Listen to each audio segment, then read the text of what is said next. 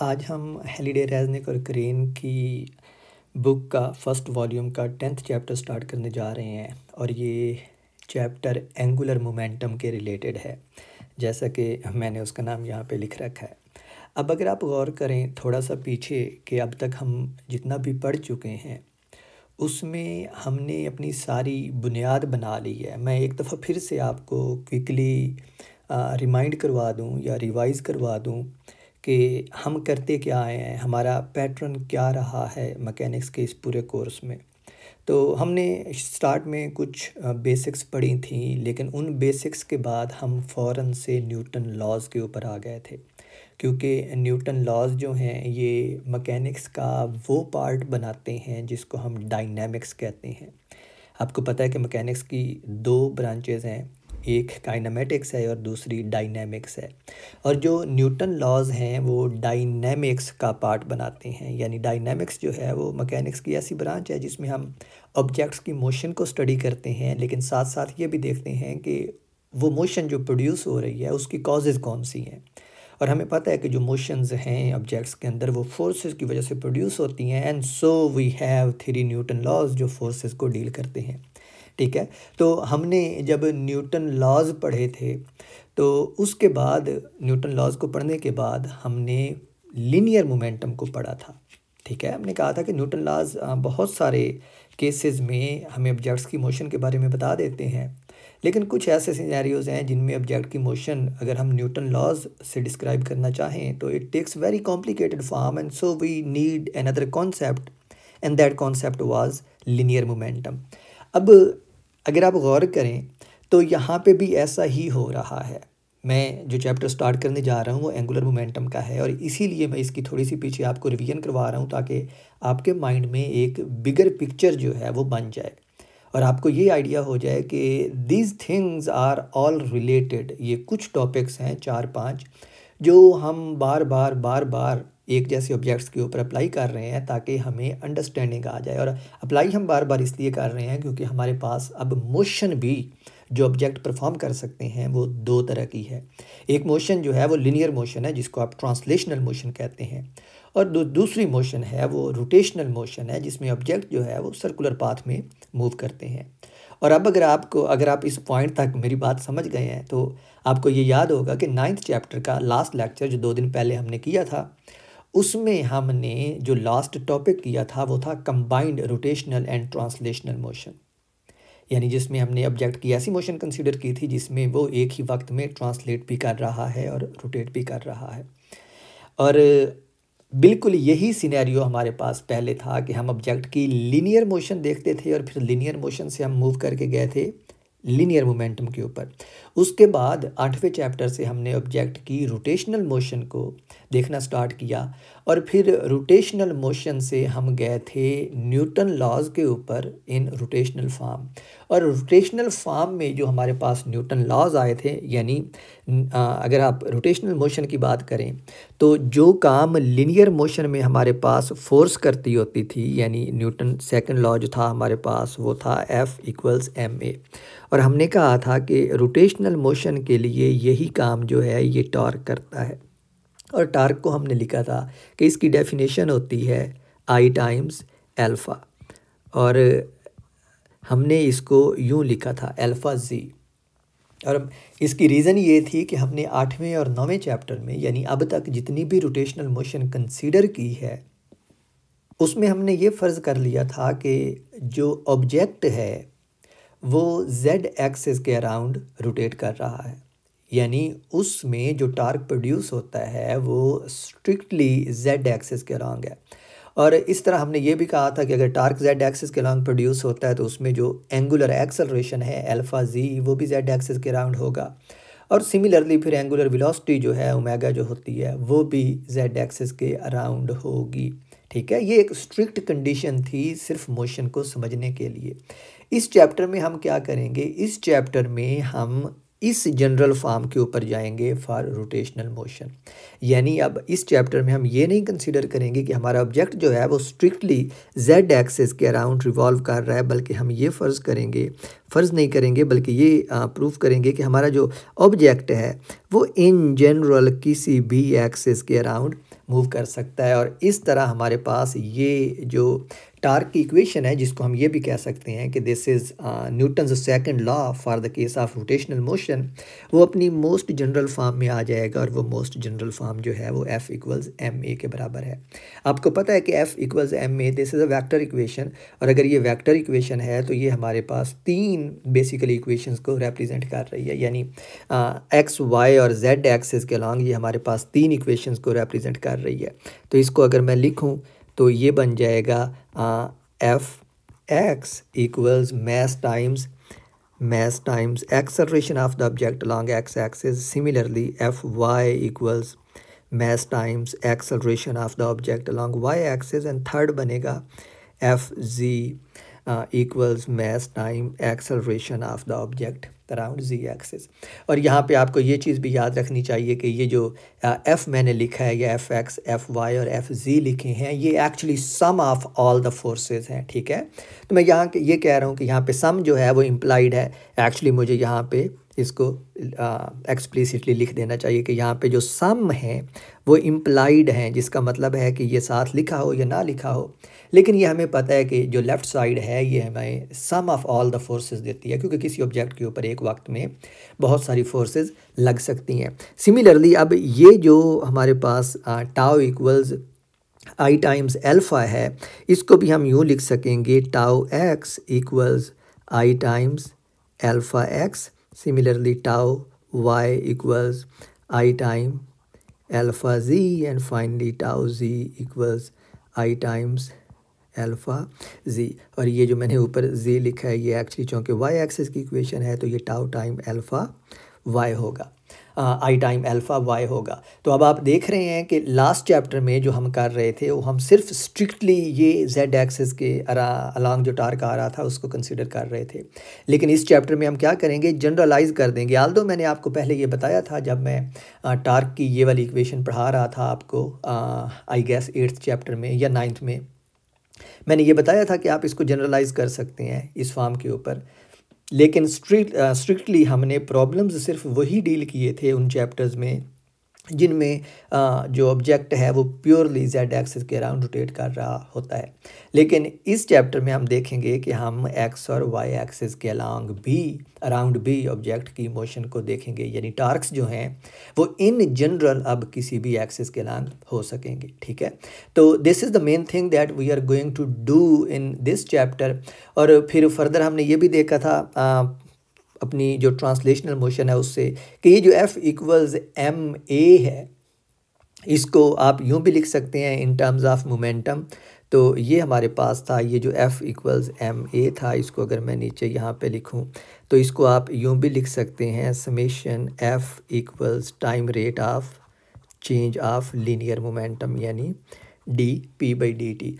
और बिल्कुल इसी तरह हम ये अब देखेंगे इस चैप्टर में कि चूँकि फोर्स के कॉरस्पॉन्डिंग हमारे पास जो रोटेशनल क्वांटिटी है वो टार्क है, और टार्क को हम लिख सकते हैं F equals D L summation tau equals dl/dt। और ये जो L है ये एक नई क्वांटिटी है जो आप इस चैप्टर में देखेंगे, बल्कि ये हमारा पहला टॉपिक है जो हम अभी 5 मिनट से भी कम टाइम में स्टार्ट करेंगे।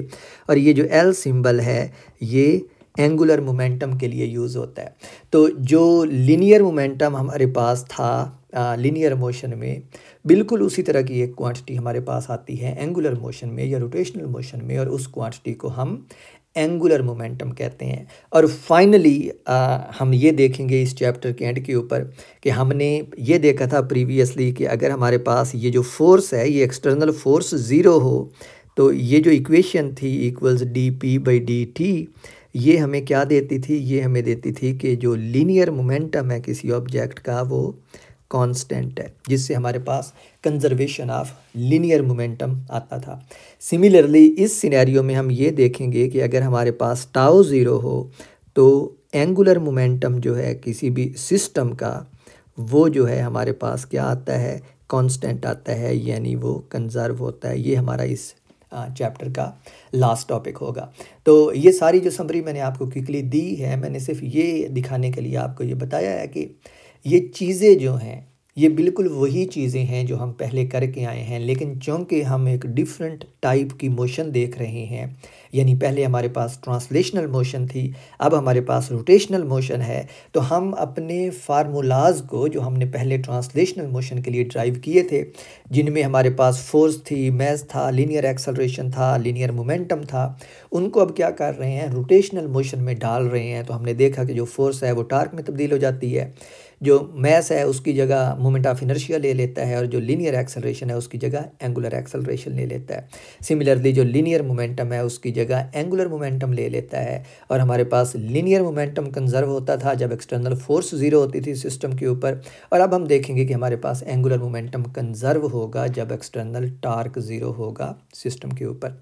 तो ये सारी बातें कर चुकने के बाद अब हम अपने पहले टॉपिक की तरफ आते हैं, और हमारा जो पहला टॉपिक है वो एंगुलर मोमेंटम है। क्योंकि पूरे चैप्टर का नाम ही एंगुलर मोमेंटम है, तो इसका मतलब है कि हमें सबसे पहले ये जान लेने की ज़रूरत है कि ये जो क्वांटिटी बज़ाते खुद है जिसको हम एंगुलर मोमेंटम कह रहे हैं, ये क्या होती है। तो हमारा जो पहला टॉपिक है आज का वो है एंगुलर मोमेंटम, और एंगुलर मोमेंटम को पहले मैं डिफ़ाइन करूँगा एक पार्टिकल के लिए, और उसकी वजह आपको पता है कि एक पार्टिकल के लिए डिफ़ाइन करना उसको आसान है।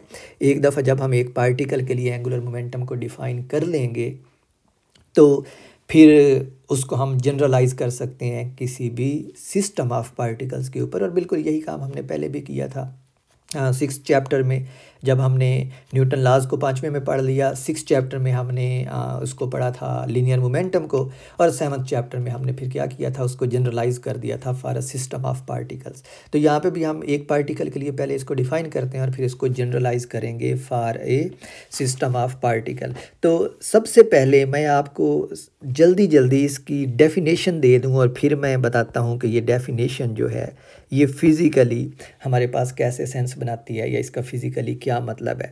तो इसकी डेफिनेशन जो है वो मैं मैथमेटिकल फॉर्म लिख रहा हूँ, और वो है L = R×P।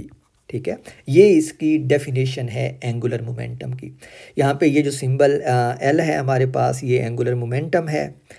ये वाला जो सिंबल है ये एंगुलर मोमेंटम का है। आर जो है इसको मोमेंट आर्म कहते हैं, या distance from axis of rotation कहते हैं। इसके ऊपर मैं अभी आता हूँ जब मैं इसकी डायग्राम बना के आपको समझाऊंगा। और ये जो पी है ये क्वांटिटी आप पहले पढ़ चुके हैं, इसको लीनियर मोमेंटम कहते हैं। लीनियर मोमेंटम को अब तक शायद आप सिर्फ मोमेंटम कहते आए हों, लेकिन चूँकि अब हम एक्सप्लिसिटली एंगुलर मोमेंटम की बात कर रहे हैं, यानी अब हमारे पास दो तरह के मोमेंटम आ गए हैं, तो अब मैं कंप्लीट नाम यूज़ करूँगा इसका, या कम से कम कोशिश करूँगा कंप्लीट नाम यूज़ करने की, कि मैं मोमेंटम को अब लीनियर मोमेंटम बुलाऊँ। बट बी श्योर कि जब एंगुलर मोमेंटम की बात होगी तो ऑफ कोर्स उसको तो मैं एंगुलर मोमेंटम ही कहूँगा। तो इसका मतलब है कि अगर मैं कहीं पे सिर्फ मोमेंटम का लफ्ज़ इस्तेमाल करता हूँ तो उसका मतलब होगा कि मैं लीनियर मोमेंटम की बात कर रहा हूँ, यानी पी की बात कर रहा हूँ, ना कि एल की बात कर रहा हूँ।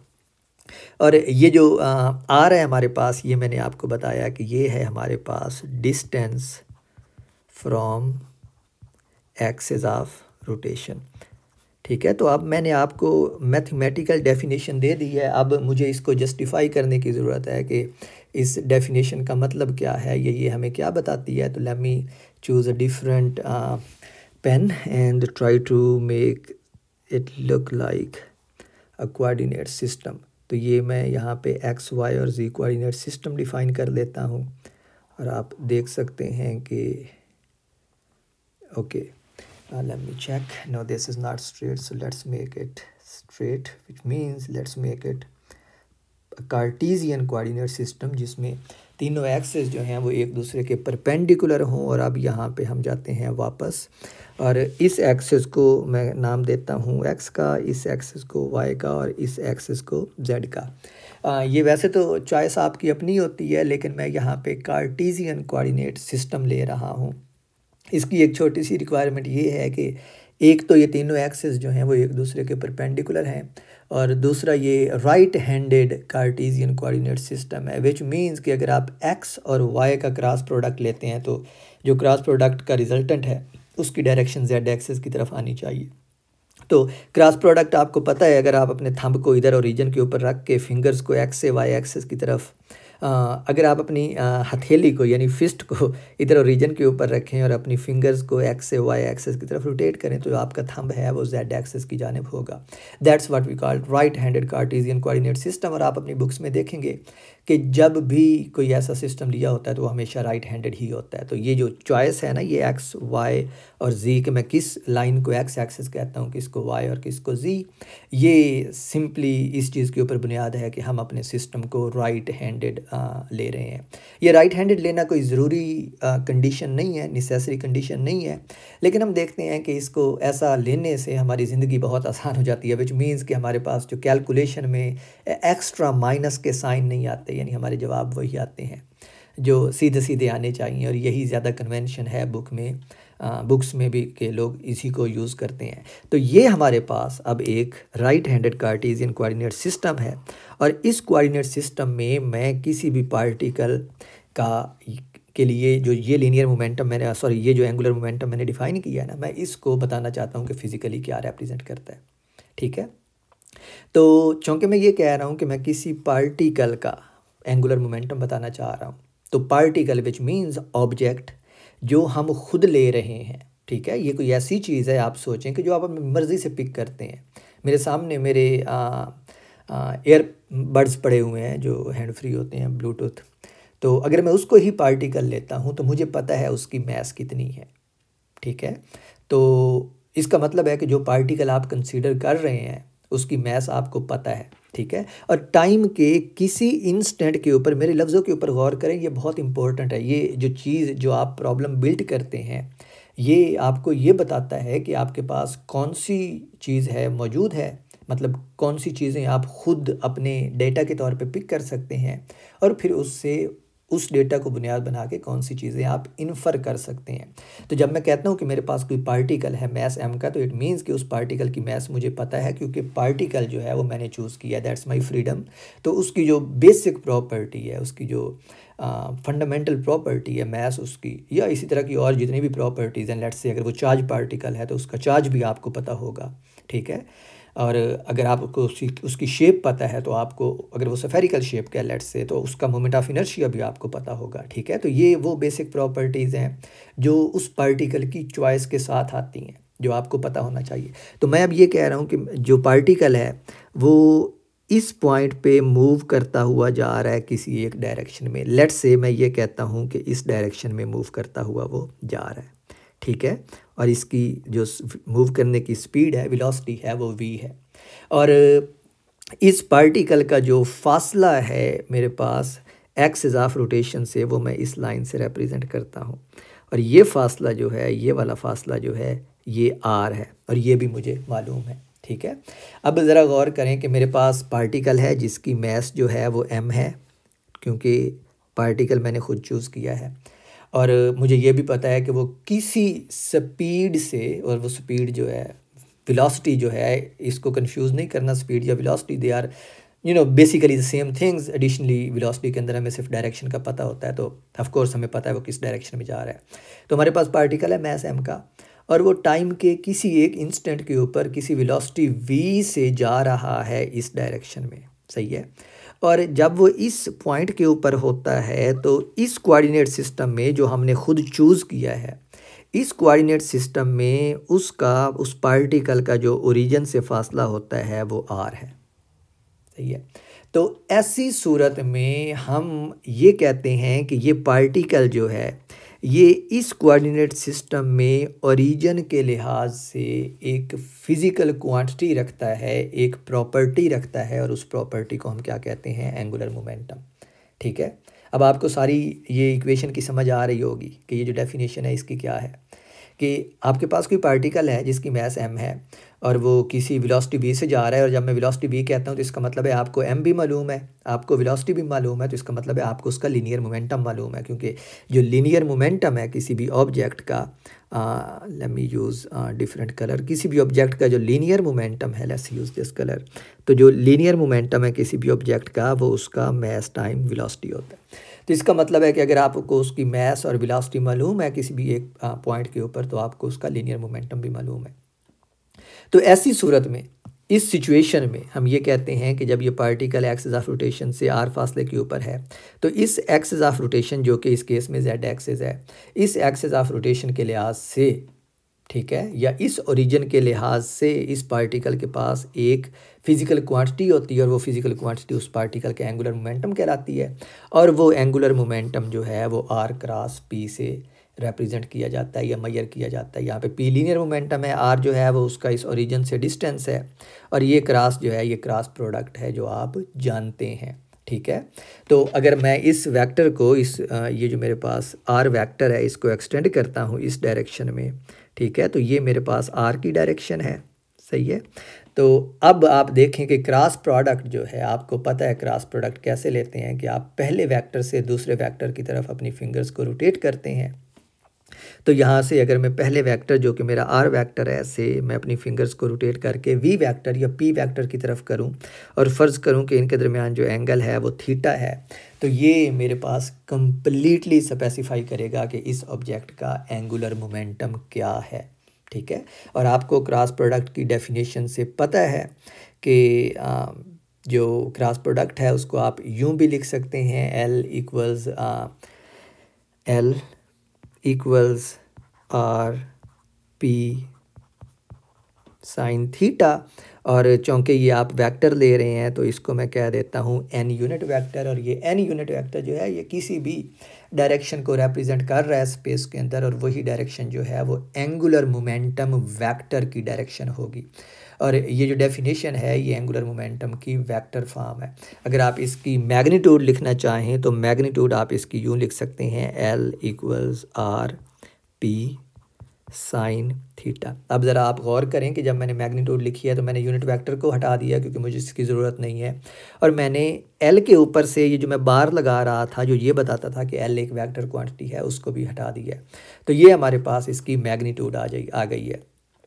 अब अगर आप गौर करें तो जो p साइन थीटा है ये मोमेंटम का परपेंडिकुलर कंपोनेंट होता है, ठीक है। अगर आप मोमेंटम p को इधर देखें, मैं इसकी क्विकली डायग्राम बनाता हूँ इसी कलर से। फ़र्ज़ करें कि ये हमारे पास एक एक्स वाई कोऑर्डिनेट सिस्टम है एक्स वाई, और इसमें ये हमारे पास मोमेंटम वेक्टर है, सही है। तो इस मोमेंटम वेक्टर को अगर मैं कंपोनेंट्स में रिजॉल्व करता हूँ तो ये मेरे पास बनेगा p कोसाइन थीटा, और ये वाला बनेगा p साइन थीटा, सही है, अगर ये एंगल थीटा हो। तो इस हिसाब से ये जो p साइन थीटा है ये वाला, ये p का परपेंडिकुलर कंपोनेंट है। तो इसी इक्वेशन को, जो मोमेंटम की इक्वेशन है, इसको आप शॉर्ट हैंड के लिए यूँ भी लिख सकते हैं, r टाइम्स p परपेंडिकुलर, सही है। और बिल्कुल इसी तरह अगर मैं इस साइन थीटा को इस r के साथ मिला दूं तो r साइन थीटा जो है वो r का परपेंडिकुलर कंपोनेंट बन जाएगा। और फिर आप इसी इक्वेशन को यूं भी लिख सकते हैं, r परपेंडिकुलर टाइम्स p। ये सिंपली मुख्तलिफ वेज़ हैं इसको रिप्रेजेंट करने का, इसमें कोई इतना कंसेप्चुअल चीज़ नहीं है। ये सिर्फ हमें ये बता रहा है कि आप r कंप्लीट वेक्टर ले लें और उसका प्रोडक्ट ले लें मोमेंटम के परपेंडिकुलर कंपोनेंट से, तो वो आपको एंगुलर मोमेंटम की मैग्नीट्यूड देगा।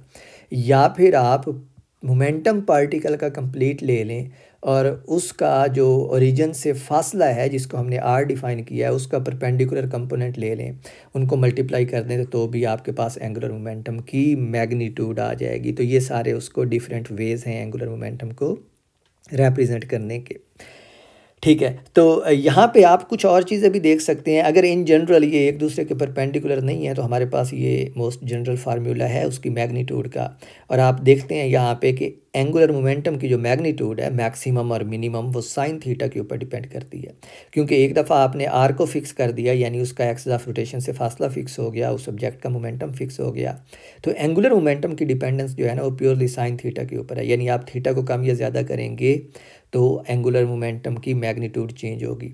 अब हमें पता है कि साइन थीटा की मैक्सिमम वैल्यू जो है वो तब होती है जब थीटा 90 डिग्री हो, जिसका मतलब है कि आर और पी जो हैं जब वो एक दूसरे के परपेंडिकुलर होंगे तो हमारे पास एंगुलर मोमेंटम मैक्सिमम होगा, और जब ये एक दूसरे के पैरेलल या एंटी पैरेलल होंगे तो एंगुलर मोमेंटम जो है वो एक दूसरे वो ज़ीरो होगा। दूसरे अल्फाज में आप यूँ कह लें कि theta equals 90 degrees gives L equals R P, और ये हमारे पास है एल की मैक्सिमम वैल्यू। जो एल की मैक्सिमम वैल्यू हो सकती है एंगुलर मोमेंटम की वो आर टाइम्स पी हो सकती है। और सिमिलरली जब थीटा हमारे पास या तो 0 डिग्री हो या फिर 180 डिग्री हो तो फिर उस केस में साइन 0 या साइन 180 जो है वो 0 होता है, तो ये हमारे पास एल जो आएगा 0 आ जाएगा, और ये हमारे पास एल की मिनिमम वैल्यू होती है। ठीक है, तो जो एंगुलर मोमेंटम है वो 0 और आर पी के दरमियान वेरी कर सकता है, ये उसकी वैल्यूज़ के ऊपर लिमिटेशंस हैं। अब फाइनली मैं यहाँ पे आप देखें अगर तो ये जो डेफिनेशन मैंने दी थी एंगुलर मोमेंटम की, ये एक वेक्टर इक्वेशन है। ठीक है, अगर वेक्टर इक्वेशन है तो इसका मतलब है इस कार्टेशियन कोऑर्डिनेट सिस्टम में हम इसको इसके कंपोनेंट्स की फॉर्म में भी लिख सकते हैं। तो मैं अब इस इक्वेशन को क्विकली इसके कंपोनेंट्स की फॉर्म में लिखने लगा हूँ। तो यहाँ पे ये हमारा जो टॉपिक बनेगा ये बनेगा component form of angular momentum. तो ये है component form of angular momentum.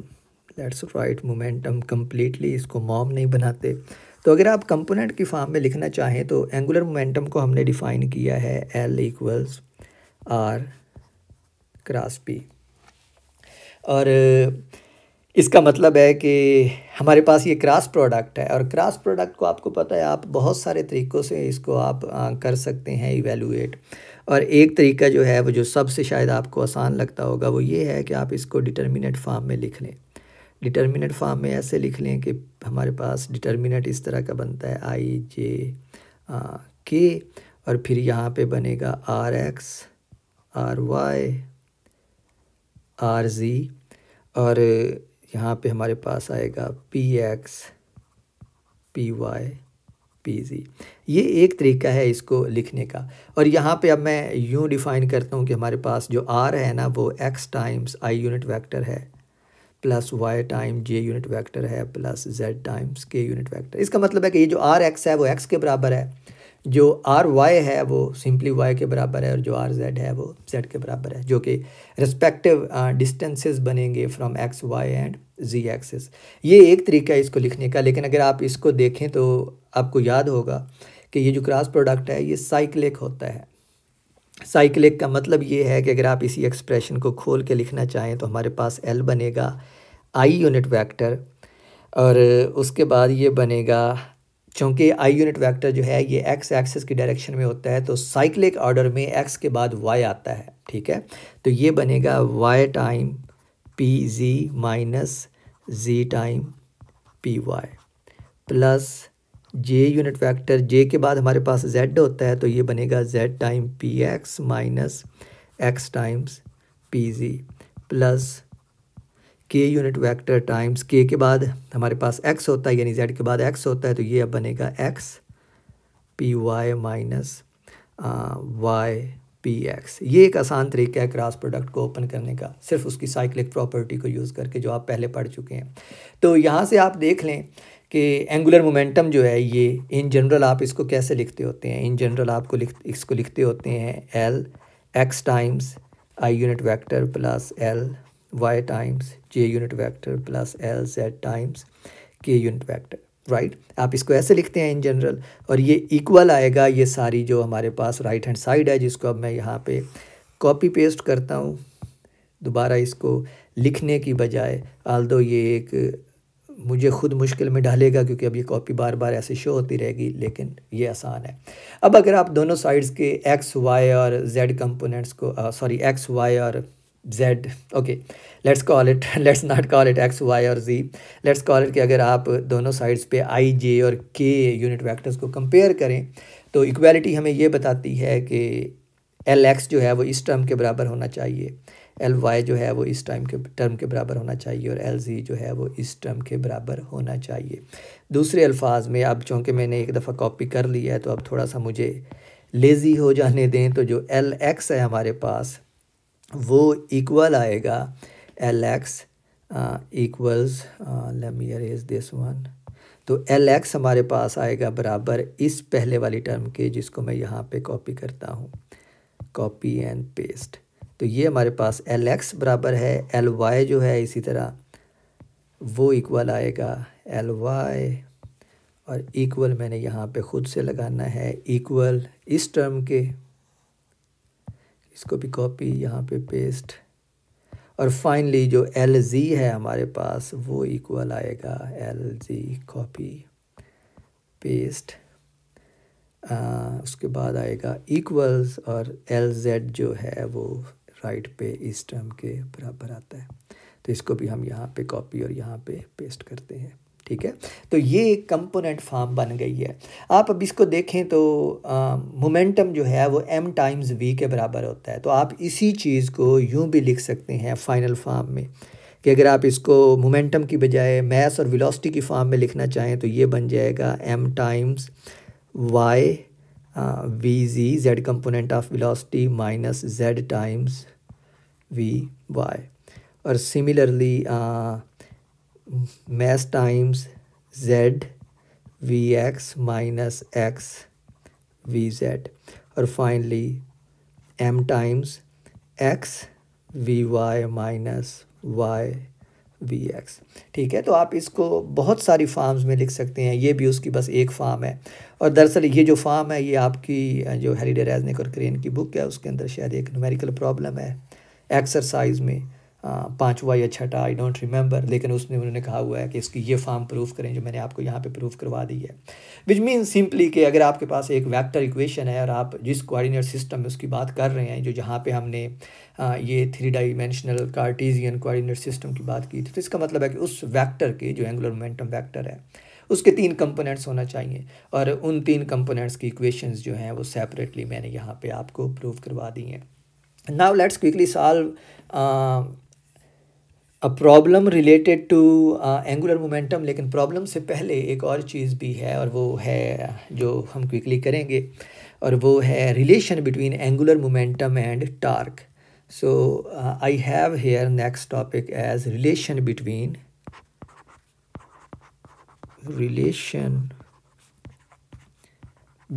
Torque, जिसको हमने टा लिखा था, एंड एंगुलर मोमेंटम, जिसको अब हम एल लिख चुके हैं, ठीक है। तो अब इस चीज़ को हम चूँकि डिफ़ाइन कर चुके हैं तो लेट्स गो विद सिंबल्स, पूरे अल्फाज नहीं लिखते, इससे हमारा टाइम बचेगा। तो अब ज़रा गौर करें कि हमने एल को कैसे डिफ़ाइन किया था, यानी एंगुलर मोमेंटम को कैसे डिफ़ाइन किया था। तो इसको हमने डिफ़ाइन किया है L equals are cross P, सही है। और अब ज़रा एक दफ़ा ऊपर डायग्राम के ऊपर जाके देखते हैं फिर से कि ये हमें बता क्या रही थी। मैंने आपको सिचुएशन ये बताई थी कि हमारे पास ये एक पार्टिकल है मैस m का, और ये किसी मोमेंटम p से इस डायरेक्शन में जा रहा है, और इस लम्हे के ऊपर जब वो इस पॉइंट के ऊपर होता है उसका फासला इस ओरिजिन से r के बराबर है, और इस लम्हे के ऊपर हम इस पार्टिकल की एक प्रॉपर्टी डिफ़ाइन कर सकते हैं जिसको एंगुलर मोमेंटम कहते हैं, और एंगुलर मोमेंटम जो है वो r क्रॉस p के बराबर होगा। लेकिन मैंने कहा था इस लम्हे के ऊपर, ये जो लफ्ज़ मैं बार बार इस्तेमाल कर रहा हूँ ना, इस लम्हे के ऊपर, इस लम्हे के ऊपर, ये इस लम्हे का क्या मतलब है? पार्टिकल के पास कुछ वेलोसिटी है, यानी उसके पास कुछ मोमेंटम है, जिसका मतलब है वो कंटिन्यूअसली मूव कर रहा है। इसका मतलब है कि थोड़ी देर के बाद ये हमारा जो पार्टिकल है ये इस पॉइंट से मूव करके किसी और पॉइंट पे जा चुका होगा, और फ़र्ज़ करें ये कुछ देर के बाद पार्टिकल इस पॉइंट से मूव करके इस पॉइंट तक पहुंच जाता है, और इस पॉइंट के ऊपर वो इस डायरेक्शन में जा रहा है, ठीक है। तो उसका p जो है वो इस डायरेक्शन में होगा। तो इस पॉइंट के ऊपर उसका जो एक्सिस ऑफ रोटेशन से अब फासला बनता है वो ये वाला बनता है, तो आप देखिए मैं इस फासले को अब आर प्राइम कह देता हूँ, इसको आर से मुख्तलिफ रखने के लिए, और इसको चले मैं पी प्राइम कह देता हूँ। तो अब अगर आप गौर करें तो टाइम के इस लम्हे के ऊपर उसके पास एंगुलर मोमेंटम ये वाला था, लेकिन जब वो इस पॉइंट के ऊपर पहुंचा तो अब आर भी चेंज हो चुका है और पी भी चेंज हो चुका है, क्योंकि हो सकता है उसकी वेलोसिटी चेंज हो गई हो इस पॉइंट से इस पॉइंट तक जाते हुए। ठीक है, तो इसका मतलब है उसका एंगुलर मोमेंटम जो है वो भी चेंज हो गया होगा, यानी इस पॉइंट के ऊपर उसके पास मुख्तलिफ एंगुलर मोमेंटम होगा। आपको मेरा पॉइंट समझ आ रहा है कि मैं क्या कह रहा हूँ, कि ये जो हम एंगुलर मोमेंटम को डिफाइन करते हैं ये टाइम के किसी एक इंस्टेंट के ऊपर होता है कि पार्टिकल इस पॉइंट के ऊपर मौजूद है और उस पॉइंट के लिहाज से उसका ये एंगुलर मोमेंटम है। लेकिन इन जनरल जब हम स्टेटमेंट दे रहे हैं तो ये कह रहे हैं कि पार्टिकल जो है चूँकि मोशन में है तो उसका एक्सिस ऑफ रोटेशन से फासला भी चेंज हो सकता है और उसका मोमेंटम भी चेंज हो सकता है टाइम के साथ। मैं यहाँ पे बात ये करना चाह रहा हूँ कि इन जनरल ये जो आर है ये भी टाइम डिपेंडेंट है, R equals R of T, ये भी टाइम डिपेंडेंट है, और ये जो पी है असल में ये भी टाइम डिपेंडेंट है, यानी ये पी ऑफ टी है। ठीक है, मैंने अब देखें मोमेंटम और पोजीशन वेक्टर को टाइम का फंक्शन दिखा दिया है ताकि आपको पता चल सके कि ये टाइम के साथ चेंज हो रहे हैं। So this is the general scenario.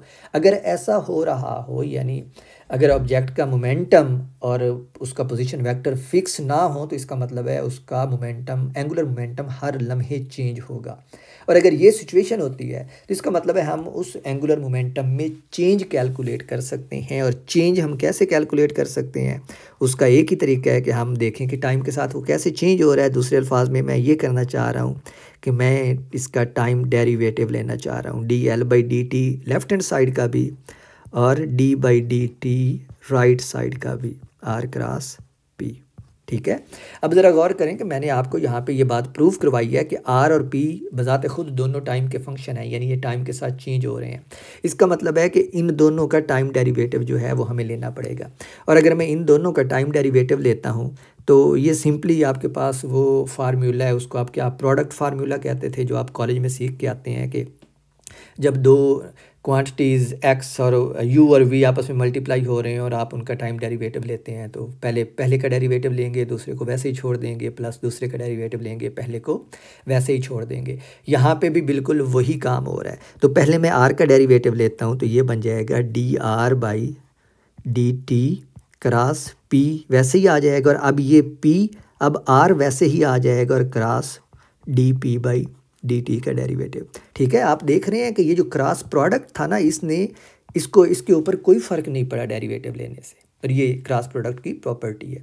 अब ज़रा इन इक्वेशंस को हम थोड़ा सा देख लेते हैं कि ये हमें क्या बता रही हैं। सबसे पहले तो इस चीज़ के ऊपर आएँ, ये वाली जो है हमारे पास टर्म ये वाली, ठीक है, ये टर्म जो है ये D P by D T है। मैं ज़रा ऊपर जाऊँ जहाँ पे आपको मैंने रिवाइज़ करवाया था पूरा चैप्टर, तो ये रहा D P by D T, ये किसके बराबर है, फोर्स के बराबर है, अप्लाइड फोर्स के बराबर है। ठीक है, तो इसका मतलब है D P by D T जो है वो एफ़ के बराबर है। तो यहाँ पे ये जो हमारे पास टर्म है ना, लेट मी चेंज कलर, तो ये वाली जो टर्म है ये हमारे पास एफ़ के बराबर है। सही है, अब हमने इस टर्म को भी देखना है कि ये हमें क्या बता रही है। ज़रा गौर करें, D R by D T क्या होता है, ये वेलोसिटी है उस सब्जेक्ट की। ठीक है, टाइम डेरिवेटिव है उसकी पोजीशन का विद रिस्पेक्ट टू टाइम, तो ये हमारे पास वेलोसिटी है v, क्रॉस प्रोडक्ट मोमेंटम क्या होता है m टाइम्स v, और m जो है चूँकि अब ये मैस है उस पार्टिकल की और ये टाइम के साथ चेंज नहीं हो रही, तो इसका मतलब है मैं इस m को बाहर ले सकता हूँ और वेलोसिटी को यूँ भी लिख सकता हूँ v क्रॉस v। और अब ज़रा गौर करें तो v क्रॉस v जो है ये तो हमारे पास दो एक जैसे वेक्टर है और हमें पता है कि दो सिमिलर वेक्टर्स का क्रॉस प्रोडक्ट जो होता है वो ज़ीरो होता है। तो इसका मतलब है ये सारी की सारी टर्म जो है ये हमारे पास क्या हो जाएगी, ज़ीरो। तो मैंने साबित ये किया कि पहली टर्म जो है ये ज़ीरो हो जाती है और दूसरी टर्म जो है हमारे पास क्या देती है, आर क्रॉस एफ़। तो ये जो मेरे पास D L by D T है ये किसके इक्वल आता है, आर क्रॉस एफ़ के। और आर क्रॉस एफ़, मैं एक दफ़ा फिर से ऊपर जाऊँ आपको रिवाइज़ करवा दूँ। ऑफ कोर्स आपको पता है आर क्रॉस एफ़ क्या होता है, लेकिन फिर भी ओके अनफॉर्चुनेटली मैंने आर क्रॉस एफ़ नहीं लिखा हुआ, लेकिन आपको पता है आर क्रॉस एफ़ क्या होता है। ठीक है, ये टार्क की डेफिनेशन है। तो ये हमारे पास क्या आ जाता है, टार्क आ जाता है। तो ये सारी एक्सरसाइज जो हमने की है, छोटी सी एक्सरसाइज, ये हमें ये बता रही है कि जब किसी ऑब्जेक्ट का एंगुलर मोमेंटम चेंज हो रहा होता है तो वो किसके बराबर होता है? टार्क के बराबर होता है। ये सिंपल सी वजाहत है इस इक्वेशन की, लेकिन असल में इसको आप यूँ समझें, इसको समझने के लिए आप इसको उल्टा पढ़ें। आप ये पढ़ें कि किसी भी ऑब्जेक्ट का एंगुलर मोमेंटम जब चेंज होता है तो वो टार्क की वजह से चेंज होता है। आपको पता है, मैंने आपको बताया कि टार्क जो है ये रोटेशनल मोशन में वही काम करता है जो फोर्स करती है। अब ज़रा छठा चैप्टर याद करें। छठे चैप्टर में हमने ये पढ़ा था कि जब किसी जिस्म के ऊपर फोर्स एक्ट करती है तो उसका लीनियर मोमेंटम चेंज होता है, क्योंकि फोर्स जो है वो एक्सेलरेशन लगाती है और एक्सेलरेशन वेलोसिटी चेंज करता है, और लीनियर मोमेंटम जो है वो मास टाइम वेलोसिटी होती है। इसका मतलब है लीनियर मोमेंटम चेंज होगा। बिल्कुल यही काम यहाँ पे क्या करता है? टार्क करता है। टार्क जो है ये फोर्स ही है लेकिन रोटेशनल मोशन के लिए। तो टार्क जब किसी ऑब्जेक्ट के ऊपर एक्ट करेगा तो उस ऑब्जेक्ट में क्या होगा? एंगुलर एक्सेलरेशन पैदा होगा, और जब एंगुलर एक्सेलरेशन पैदा होगा तो वो उस ऑब्जेक्ट की एंगुलर वेलोसिटी को चेंज करेगा, और एंगुलर वेलोसिटी की वजह से क्या आएगी? एंगुलर मोमेंटम में चेंज आएगी। तो ये स्टेटमेंट हमें ये बताती है कि जब किसी जिस्म के ऊपर टार्क एक्ट करता है तो उस ऑब्जेक्ट के एंगुलर मोमेंटम में चेंज आती है, और वो चेंज जो है वो dl/dt के बराबर है। अब हमने फर्दर ये देखना है कि टार्क जो है ये कितनी किस्म का है। बिल्कुल जैसा हमने 7वें चैप्टर में किया था, छठे 7वें चैप्टर में, कि फोर्सेस जो हैं वो इंटरनल फोर्सेस हो सकती हैं या एक्सटर्नल फोर्सेस हो सकती हैं। इसी तरह जो टार्क्स हैं वो भी या तो इंटरनल हो सकते हैं या फिर एक्सटर्नल हो सकते हैं। लेकिन ये टॉपिक हमारा नेक्स्ट लेक्चर का है। इस लेक्चर में यहाँ पे हमारा लेक्चर ख़त्म हो रहा है, लेकिन ऑफ कोर्स मैं इसको ऐसे तो नहीं जाने दूंगा ना। एक एग्ज़ाम्पल तो मैंने करवानी है आपको, तो मैं एक एग्ज़ाम्पल करवा रहा हूँ यहाँ पे, जो HRK की बुक का पहला सैम्पल प्रॉब्लम है, और उस एग्ज़ाम्पल के बाद ये लेक्चर ख़त्म होगा। लेकिन नेक्स्ट लेक्चर में मैं इस सवाल को एड्रेस करूँगा कि ये जो टार्क है जब ये किसी जिस्म के ऊपर एक्ट करता है और उस जिस्म के एंगुलर मोमेंटम को चेंज करता है, तो असल में कौन सा टार्क होता है जो एंगुलर मोमेंटम को चेंज करता है, इंटरनल या एक्सटर्नल। लेकिन दरअसल यहाँ पे आप कहेंगे कि हम तो पार्टिकल ही सिर्फ एक कंसीडर कर रहे थे, पॉइंट पार्टिकल कंसीडर कर रहे थे, और पॉइंट पार्टिकल की तो इंटरनल स्ट्रक्चर होती ही नहीं है, तो इंटरनल टार्क फिर कहाँ से आ गया? और बिल्कुल आप यहाँ पे अगर ऐसा सवाल उठाएंगे तो बिल्कुल दुरुस्त सवाल उठाएंगे, क्योंकि पॉइंट पार्टिकल के लिए कोई इंटरनल टार्क नहीं हो सकता। जिसका मतलब है कि नेक्स्ट लेक्चर में पहले मैं आपको ये जो पॉइंट पार्टिकल वाला, यानी ये एक मैस वाला कॉन्सेप्ट था, इसको एक्सटेंड कराऊंगा on a number of particles, और for a number of particles मैं आपको फिर से यही रिज़ल्ट प्रूव करवाऊँगा, जो बिल्कुल ऑफ कोर्स यही रिज़ल्ट होगा। लेकिन अब क्या हो जाएगा? टार्क भी टोटल हो जाएगा और एंगुलर मोमेंटम भी टोटल हो जाएगा, सम हो जाएगा, यानी इनके ऊपर समेशन साइन आ जाएगा। और फिर हम ये देखेंगे कि ये जो एंगुलर मोमेंटम में चेंज आती है ये कौन से टार्क की वजह से आती है, इंटरनल या एक्सटर्नल की वजह से। लेकिन फ़िलहाल पहले हमने जो यहाँ पे एंगुलर मोमेंटम और टार्क के ये फार्मूलाज पढ़े हैं ना, इनको पहले हम थोड़ा सा जस्टिफाई कर लें कि ये हमें सही रिज़ल्ट देते हैं, यानी ये रिलेशन जो है ये सही रिलेशन है। मैं इवेंचुअली इस प्रॉब्लम में इस रिलेशन को प्रूव करवाऊँगा। तो सैम्पल प्रॉब्लम 10.1 ये रहा जी हमारा सैम्पल प्रॉब्लम 10.1, जिसको हम करना चाहते हैं। और चूँकि ये सैम्पल प्रॉब्लम है तो मोस्टली होता यूँ है कि जो डायग्राम्स हैं वो दी होती हैं, और उन्हीं डायग्राम के अंदर चूँकि सैम्पल प्रॉब्लम होता है तो मुसन्निफ़ जो है वो सॉल्यूशन की जो टिप्स होती हैं ना उनको भी इंक्लूड कर देता है। लेकिन होना यूँ चाहिए कि आपको स्टेटमेंट पढ़ के और सिंप्लीफाइड फॉर्म में जो उसकी डायग्राम है उसको देख के प्रॉब्लम की समझ आ जानी चाहिए, और हम यहाँ पे यही करेंगे। तो स्टेटमेंट देखें। स्टेटमेंट कहती है कि a particle of mass m is released from rest at point P in figure 10.2। ठीक है, तो ये हमारा पॉइंट P है। इस पॉइंट के ऊपर पार्टिकल को छोड़ा जाता है तो ऑफ कोर्स ये ग्रेविटी के अंडर डाउनवर्ड डायरेक्शन में मूव करेगा, falling parallel to the vertical y axis. तो ये वर्टिकल y एक्सिस है और ये पार्टिकल देखें उसके पैरेलल गिर रहा है। अब पहला जो पॉइंट हमें वो पूछता है वो कहता है कि find torque acting on m eight any time t। तो सबसे पहले तो हमने टार्क फाइंड करना है कि किसी भी टाइम t के ऊपर जो टार्क उस ऑब्जेक्ट के ऊपर एक्ट करता है वो कितना है। जो दूसरी चीज़ हमने फाइंड करनी है B, find the angular momentum of M at any time T with respect to this origin, ये वाला जो ओरिजन है इसके कॉरस्पॉन्डिंग हमने उसका एंगुलर मोमेंटम फाइंड करना है। एंड फाइनली थर्ड पार्ट में वो कहता है show that the relation tau equals D I by D T yield correct result when applied to this familiar problem. और फाइनली हमने ये वाला रिजल्ट यूज़ करके दिखना है कि अगर हम टार्क से एंगुलर मोमेंटम या एंगुलर मोमेंटम से टार्क कैलकुलेट करें तो वो सेम रिजल्ट देते हैं। और चूँकि ए और बी पार्ट में हम टार्क और एंगुलर मोमेंटम कैलकुलेट कर चुके होंगे तो थर्ड पार्ट जो है जस्ट अ स्टेटमेंट कि आपने सेटिस्फाई करना है कि जो आपके ए और बी पार्ट में रिजल्ट्स आए हैं वो वही आते हैं जो सी पार्ट से आते हैं।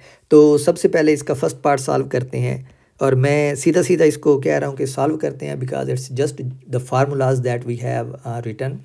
और टार्क की डेफिनेशन होती है हमारे पास tau equals are cross F in general, ठीक है, आर क्रॉस एफ। और यहाँ पे अगर आप देखें तो जब पार्टिकल को छोड़ा गया था तो वो डाउनवर्ड डायरेक्शन में, let me change the highlighters colour, तो जब पार्टिकल को छोड़ा गया था तो वो डाउनवर्ड डायरेक्शन में मूव करता है under the action of gravity, which means कि उसके ऊपर ग्रेविटेशनल फोर्स लग रही है।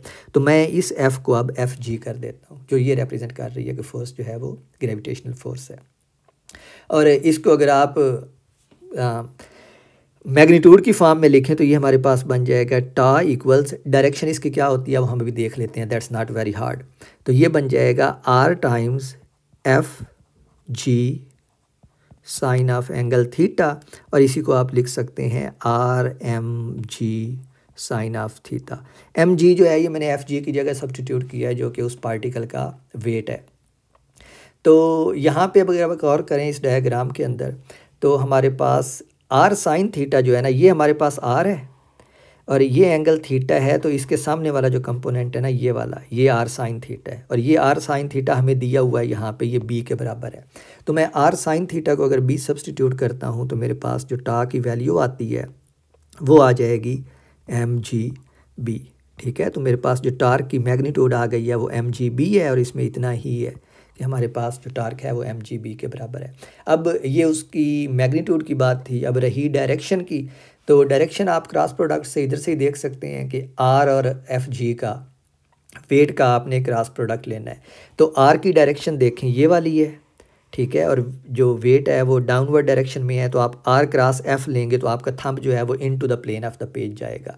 और ये जो इन्होंने क्रॉस लगाया हुआ है ये यही बताता है, ये डायरेक्शन के लिए यूज़ होता है। जब आप सर्कल लगा के उसमें क्रॉस लगाते हैं तो इसका मतलब है कि जो डायरेक्शन है वो into the plane of the page है, और into the plane of the page जो है वो नेगेटिव जी एक्सिस बनता है।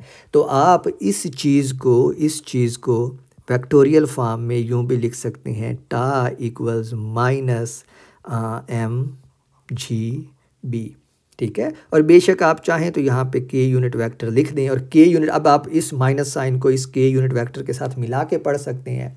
इसका मतलब होगा कि जो टार्क की डायरेक्शन है वो नेगेटिव के एक्सिस की जानिब है। तो ये हमारे पास टार्क की कंप्लीट डिस्क्रिप्शन आ गई। जो दूसरा पार्ट है उसमें हमने कैलकुलेट करना है एंगुलर मोमेंटम, और एंगुलर मोमेंटम को हम उसका फार्मूला देख चुके हैं। एंगुलर मोमेंटम का फार्मूला होता है tau equals L equals are cross P. अब प्रॉब्लम ये है यहाँ पे कि अगर आप इस ओरिजिन के अराउंड एंगुलर मोमेंटम देखें, इस पार्टिकल जिसकी मैस एम है और किसी टाइम के लम्हे के ऊपर इस जगह के ऊपर है, तो आर तो हमारे पास दिया हुआ है, पी नहीं दिया हुआ, ठीक है। और पी जो है ये पी उसका लीनियर मोमेंटम है, ठीक है, जिसको आप लिखते हैं पी इक्वल्स एम वी। और v जो है इस पार्टिकल की स्पीड है या वेलोसिटी है इस पॉइंट के ऊपर। तो इस v को हम कैसे फाइंड करेंगे? अब अगर आप गौर करें तो पार्टिकल को इस पॉइंट p से छोड़ा गया था, तो इस पॉइंट p के ऊपर इसकी इनिशियल वेलोसिटी जो थी वो 0 थी, और इस पॉइंट तक पहुंचते हुए उसने कुछ ना कुछ फाइनल वेलोसिटी गेन कर ली है। तो अब हम सिंपली न्यूटन की जो इक्वेशंस हैं उनमें पहली इक्वेशन यूज़ करके, जो कि है V F equals we I plus vertical motion के लिए जी टी, उधर से हम कैलकुलेट कर सकते हैं इसकी फाइनल वेलोसिटी। और ये जो फाइनल वेलोसिटी है ना वी एफ, जिसको मैंने लिखा है यही ये वी है, और ये हमारे पास सिंपली क्या आ जाती है, वी आई 0 है तो ये किसके इक्वल आ जाएगी, जी टी के। तो अब हमारे पास जो मोमेंटम है वो किसके इक्वल आ गया, P equals M G T. और बल्कि इसको अब मैं पी के ऊपर ये वेक्टर साइन है इसको हटा देता हूँ, क्योंकि हमें पता है कि मोमेंटम की डायरेक्शन जो है वो डाउनवर्ड है। ठीक है, आप चाहें तो इसको नेगेटिव ले लें, क्योंकि डाउनवर्ड है तो ये पॉजिटिव ही है, क्योंकि ये पॉजिटिव वाई एक्सिस की तरफ है। तो हमारे पास P आ गया, तो अब हम L को लिख सकते हैं, यानी मोमेंटम की मैग्नीट्यूड, एंगुलर मोमेंटम की मैग्नीट्यूड लिख सकते हैं आर पी साइन थीटा, जो बन जाएगा R M G T sine theta. और हम ऊपर देख के आए हैं कि जो आर साइन थीटा है वो B के बराबर है, तो ये बन जाएगा एम जी बी टी। तो हमारे पास एंगुलर मोमेंटम जो है उसकी मैग्नीट्यूड कितनी आ गई है, एम जी बी टी। और एंगुलर मोमेंटम की आपने डायरेक्शन देखनी है, तो एंगुलर मोमेंटम की डायरेक्शन भी किधर होगी, डाउनवर्ड डायरेक्शन में। कैसे आपको पता चलेगा कि ये डाउनवर्ड डायरेक्शन में होगी, again L equals are cross P है, मोमेंटम की डायरेक्शन जो है वो ये वाली है, आर की डायरेक्शन ये वाली है, तो आर क्रॉस पी लेंगे तो angular momentum into the plane of the page जाएगा। इसका मतलब है कि आप इस एंगुलर मोमेंटम को भी अगर चाहें तो इस फॉर्म में लिख सकते हैं, L vector equals minus M G B T K unit vector, बिल्कुल जैसे ऊपर टार्क को हमने लिखा था। तो अब हमारे पास टार्क और एंगुलर मोमेंटम की एक्सप्रेशंस आ गई हैं ए और बी पार्ट। तो सी पार्ट करना जो है वो आसान है। जो तीसरा पार्ट था हमारे प्रॉब्लम का, वो हमें ये कहता था कि साबित करें tau equals D L by D T, ये एक्सप्रेशन होती है जो हमने अभी ऊपर ड्राइव की है। तो हमारे पास जो टाओ है, यहाँ से अगर आप कैलकुलेट करें तो टाओ आएगा D by D T of L, और एल जो है हमारे पास वेक्टर फॉर्म में वो किसके इक्वल है, minus M G B T K unit vector. तो इसका टाइम के साथ डेरिवेटिव लेंगे तो ये आएगा माइनस एम जी बी के यूनिट वेक्टर, ये हमारे पास आया है टाओ। और अगर आप इस टाओ को देखें तो ये बिल्कुल वही टार्क है जो हमने यहाँ पे कैलकुलेट किया, ये वाला। ठीक है, तो हमने ये चीज़ चेक कर ली कि ये जो रिलेशन है ये एक्चुअली हमें करेक्ट रिज़ल्ट देता है, यानी ये सही रिलेशन है टार्क और एंगुलर मोमेंटम के दरमियान। तो यहाँ पे मैं आज का ये लेक्चर ख़त्म करता हूँ। It was a very good introduction. I believe it was a very good introduction to angular momentum and its relation to torque. और फिर अब हम नेक्स्ट वीडियो में इसको मज़ीद एक्सटेंड करेंगे फॉर मैनी पार्टिकल्स, और फिर उससे हम आगे चलेंगे और इवेंचुअली चैप्टर के एंड के ऊपर हम जाएंगे कंजर्वेशन ऑफ एंगुलर मोमेंटम के ऊपर।